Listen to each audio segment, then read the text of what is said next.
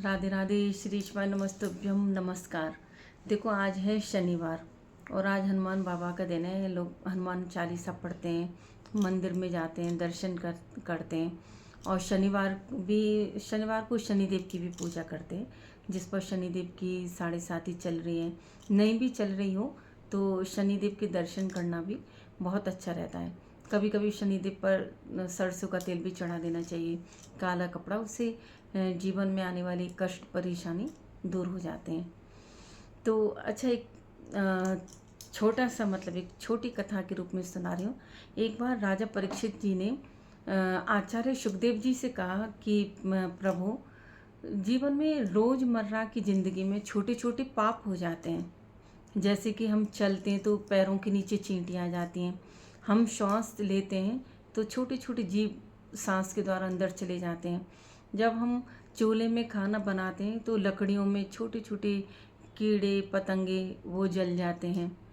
तो और भी इस तरह से हमसे छोटे छोटे पाप हो जाते हैं। इस तरह के पोछा लगाते हैं तो उसमें भी किस तरह से छोटे छोटे जीव जंतु आ जाते हैं। तो प्रभु, इन सब पापों से कैसे बचना चाहिए? तो आचार्य सुखदेव जी ने कहा कि हे राजन, कि हमको प्रतिदिन 5 प्रकार के यज्ञ करना चाहिए। अब तो परीक्षित जी कहने लगे कि प्रभु, क्या कह रहे हो?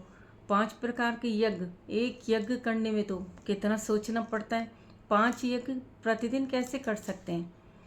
तो आचार्य सुखदेव जी ने कहा कि सुनो ध्यान से। बोले कि पहला यज्ञ, जैसे कि हम खाना बनाते हैं, पहली रोटी गाय के लिए देनी चाहिए, यह भी एक प्रकार का यज्ञ हो गया। बोला दूसरा कि जैसे जो छत के ऊपर कबूतरों के लिए, चिड़ियाओं के लिए दाना डाल दो, यह दूसरे प्रकार का यज्ञ हो गया। और बोले थोड़ा थोड़ा आटा, जैसे कि 5 या 10 ग्राम आटा पेड़ों की जड़ में डाल देना चाहिए, ये भी एक प्रकार का यज्ञ हो गया। और बोले घर से थोड़ी थोड़ी आटे की गोलियां ले जाओ बना के और तालाबों में, नदी में मछलियों के लिए डाल दो, ये भी एक प्रकार का यज्ञ हो गया। और बोले थोड़ा सा रोटी पे थोड़ी चीनी रख के अग्नि देवता को भोग लगा दो, ये भी एक प्रकार का यज्ञ हो गया। बोले हो गए ना, है 5 यज्ञ। तो राजा परीक्षित बहुत खुश हुए कि प्रभु, आपने तो बहुत साधारण तरीके से इतने पुण्य का काम बता दिया।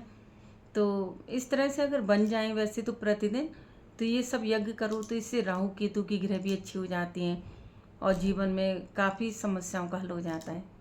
जय श्री राधे।